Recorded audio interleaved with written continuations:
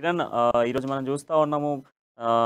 MLC కవితకు సంబంధించినటువంటి నోటీసులు అంటే ఈడీ ఇచ్చినటువంటి నోటీసుల పేరంగా మనం చూసుకోవచ్చు.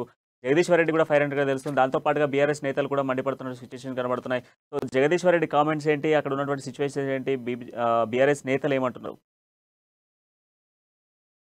ఉమ్మడి నల్గొండ జిల్లా విషయానికి వచ్చినట్లయితే ఏదైతే ఢిల్లీ లిక్కర్ స్కామ్ లో కవితకు ఈడీ నోటీసులు పంపించి రేపు విచారణకు రావాలని కోరడంతో ఉమ్మడి నల్గొండ జిల్లా వ్యాప్తంగా బీఆర్ఎస్ నాయకులు మండిపడుతున్నారు. ముఖ్యంగా ఆ, కవితకు నోటీసులు రావడం పట్ల ఇది కేంద్ర ప్రభుత్వం మోడీ ప్రభుత్వం చేసినటువంటి దురహంకార చర్య అని కావాలనే ఈడీ నోటీసులు ఇప్పించి బీఆర్ఎస్ పార్టీని ఇబ్బంది పెట్టేందుకే ఎమ్మెల్సీ కవితకు నోటీసులు పంపారని జిల్లా మంత్రి జగదీశ్వర్ రెడ్డితో పాటు శాసన మండలి చైర్మన్ గుత్తా సుఖేందర్ రెడ్డి కూడా మండిపడ్డారు. ఈ రోజు వారు వేర్వేరు కార్యక్రమాల్లో మీడియాతో మాట్లాడుతూ బీజేపీ ప్రభుత్వము ప్రతి రాష్ట్రంలో కూడా ఈడీ కేసులు పెట్టి ప్రతిపక్షాలను లోబర్చుకునేందుకు, ప్రతిపక్షాలను భయపెట్టేందుకే ఈ విధంగా కేసులు నమోదు చేస్తుందని అంటున్నారు. అదేవిధంగా ఏదైతే ఢిల్లీ లిక్కర్ స్కామ్ లో కవితకు ఎలాంటి సంబంధం లేకపోయినప్పటికీ కవితను కావాలని ఇరికించి కేసీఆర్ ని ప్రభుత్వాన్ని ఇబ్బంది పెట్టాలని చూస్తున్నారని ఇటు మంత్రి జగదీశ్వర్ రెడ్డి, అదేవిధంగా శాసనమండలి చైర్మన్ గుత్తా సుఖేందర్ రెడ్డి కూడా తీవ్రంగా విమర్శించడం జరిగింది. తెలంగాణ 2000లో తెలంగాణ రాష్ట్రం కోసం ప్రత్యేక ఉద్యమం ప్రారంభించినప్పుడే ముఖ్యమంత్రి కేసీఆర్ ఇలాంటి జైలుకు కేసులకు భయపడాలి, కేసులు వస్తే కేసీఆర్ ఎలా తట్టుకోవాలో తెలుసునని కూడా మంత్రి జగదీశ్వర్ రెడ్డి మండిపడ్డారు. అదేవిధంగా మోడీ ప్రభుత్వం అనేక రాష్ట్రాల్లో కూడా ఈడీ కేసులు పెట్టి ప్రతిపక్షాలను ఇబ్బంది పెట్టాలని చూస్తుందని గత కొద్ది కాలంగా ముఖ్యమంత్రి కేసీఆర్ నరేంద్ర మోడీ ప్రభుత్వానికి వ్యతిరేకంగా, అదేవిధంగా బీఆర్ఎస్ పార్టీతో దేశంలో మరొక పార్టీని తీసుకువచ్చి అన్ని ప్రతిపక్షాలను కలుపుతూ అన్నిటినీ ఏకం చేస్తున్నందుకు కారణంగానే ఢిల్లీ ప్రభుత్వం నరేంద్ర మోడీ ప్రభుత్వం కావాలనే కేసీఆర్ ప్రభుత్వాన్ని, కేసీఆర్ కూతుర్ని ఇరికించాలని చూస్తుందని, ఢిల్లీ లిక్కర్ స్కామ్ లో ఎలాంటి సంబంధం లేకపోయినప్పటికీ కవితను ఇరికించి బీఆర్ఎస్ పార్టీని దెబ్బతీయాలనే కుట్రతోటి ఇదంతా చేస్తుందని కూడా మండిపడుతున్నారు. మొత్తానికి ఈ యొక్క ఢిల్లీ లిక్కర్ స్కామ్ లో కవిత పేరు గత కొద్ది రోజులుగా వస్తూ వచ్చింది. తాజాగా గతంలో ఒకసారి ఈడీ విచారణ చేసినప్పటికీ ఢిల్లీ ఉప ముఖ్యమంత్రిని కూడా ఈ కేసులో అరెస్ట్ చేయడంతో తాజాగా కవిత మెడకు ఈ యొక్క ఢిల్లీ లిక్కర్ స్కామ్ చుట్టుకోవడంతో మరి రేపు 9వ తారీఖు విచారిస్తామని చెప్పడంతో ఇటు బీఆర్ఎస్ పార్టీలో అంతర్గతంగా అయితే అందరు నాయకులు కూడా ఒకటే భయపడుతున్నారు. కవితను అరెస్ట్ చేసే పార్టీ విధానాలేంటి, తర్వాత జరగబోయే పరిణామాలకు పార్టీ ఏ విధంగా ప్రతిస్పందించాలనే ఆలోచన అయితే చేస్తున్నారు.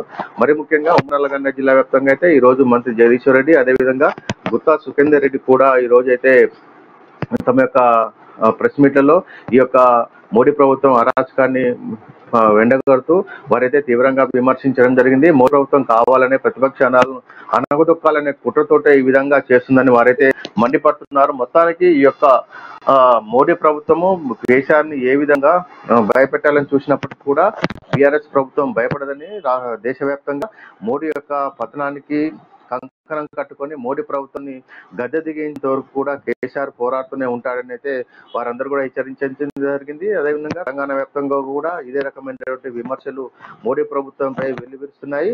ఒక ఎంపీ, బీజేపీ ఎంపీ చేసిన ఆరోపణలతోటి కవితకు ఈడీ నోటీసులు పంపించడం ఎంతవరకు న్యాయమని కూడా వీరంతా ప్రశ్నిస్తున్నారు. ప్రణయ్.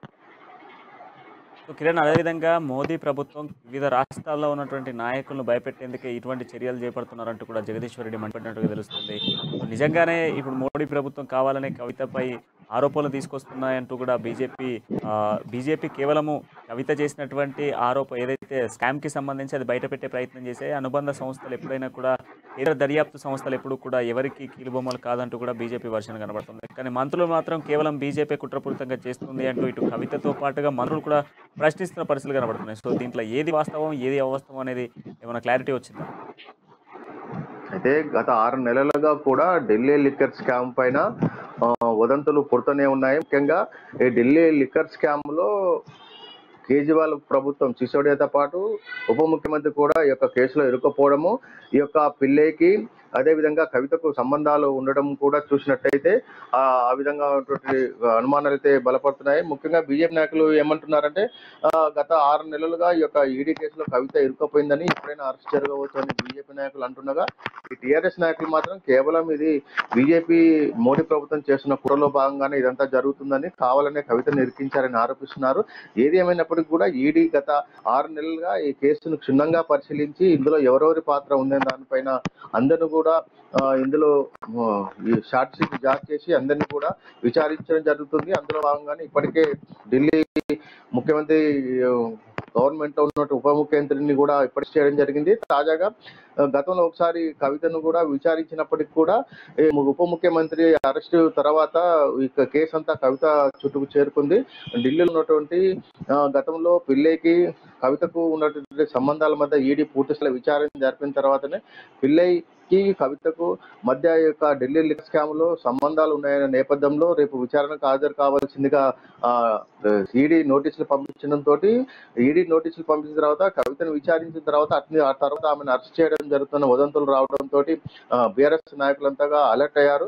కావాలనే మోదీ ప్రభుత్వం ఈ విధంగా వ్యవహరిస్తుందని, మోడీ ప్రభుత్వం గద్దె దిగేదాకా మోడీ ప్రభుత్వం అన్ని భారతదేశంలోని బీజేపీ ప్రతిపక్ష పార్టీలన్నింటిపైన ఇరికించే ప్రయత్నంలో భాగంగానే ఈ యొక్క ఈడీ కేసు భయపెట్టి లొంగ తీసుకునే ప్రయత్నం చేస్తుందని, ఇలాంటి కేసులకు బీఆర్ఎస్ పార్టీ బేరవుతుంది. అదే విధంగా ఎమ్మెల్సీ కవిత కూడా మాట్లాడుతూ తన ప్రమేయం ఏం లేదని, కావాలనే మోడీ ప్రభుత్వం తను ఇరికించే ప్రయత్నం చేస్తుందని కూడా ఆమె కూడా మాట్లాడడం జరిగింది. మొత్తానికి ఈ తతంగం అంతా కూడా ఇటు బీజేపీ నాయకులు, ఇటు బీఆర్ఎస్ నాయకులు ఒకరిపై ఒకరు ఆరోపణలు అయితే చేసుకుంటున్నారు. మరి ఈడీ విచారించిన తర్వాత కవితను అరెస్ట్ చేస్తుందా, లేకపోతే విచారించిన తర్వాత వదిలిపెడుతుందా అనేది అయితే మాత్రం సస్పెన్స్ గా ఉంది. రేపు విచారణకు కవితను తీసుకెళ్లిన తర్వాత జరిగే పరిణామాలపైన బీఆర్ఎస్ నాయకులు కూడా ఆచితూచి వ్యవహరిస్తున్నారు. ప్రణయ్. Right, thank you.